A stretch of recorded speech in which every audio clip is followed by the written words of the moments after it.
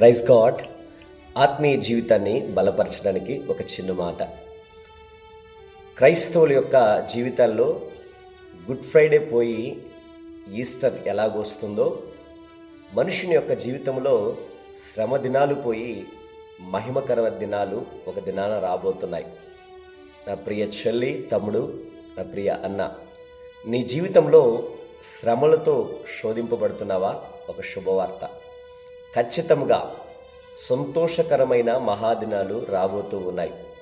అలనాడు యేసుక్రీస్తు వారు చనిపోయినప్పుడు సాతాను అనుచరులందరూ కూడా ఎంతో మహా ఆనందముతో సంతోషంతో కేకలు వేస్తున్నారు. కానీ వారికి తెలియదు ఒక దినం రాబోతుందని, సమాధిని సహితం నా ప్రభు పగలగొట్టుకొని బయటికి రాబోతున్నాడని, చరిత్ర సృష్టించబోతున్నాడని. నిజముగానే వారు ఊహించిన రీతిగా నా ప్రభు సజీవుడై తిరిగి లేచి ప్రపంచానికి చాటి చెప్పాడు, నేను సజీవుడును అని.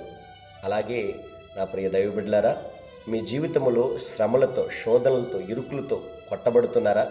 అయితే మీకు ఒక శుభవార్త రాబోతుంది. ఒక దినాన నిత్యముగా మహా సంతోషకరమైన దినం, ఒక దినం ఖచ్చితంగానే నీ జీవితంలో రాబోతున్నాయి.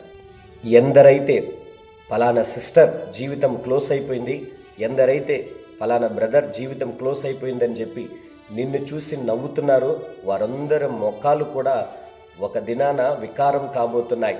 నీ జీవితం క్లోజ్ అయిపోయిందని చెప్పి ఎందరైతే వారి యొక్క బ్రతుకుల్లో ఆనందంతో కేకలేస్తున్నారో వారందరూ కూడా తల దించుకునే రోజు, నీ ముందు తల వంచే రోజు ఖచ్చితంగా రాబోతున్నాయి.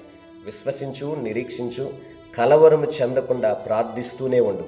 నిత్యముగా నా ప్రభు నీకు ఆనందకరమైన దినాలు ఖచ్చితంగా నీ జీవితంలో అనుగ్రహించబోతూ ఉన్నాడు. నా దేవదేవుడు అలాంటి కృప మన 50 మందికి ఆయన అనుగ్రహించునుగాక. ఆమేన్, ఆమేన్.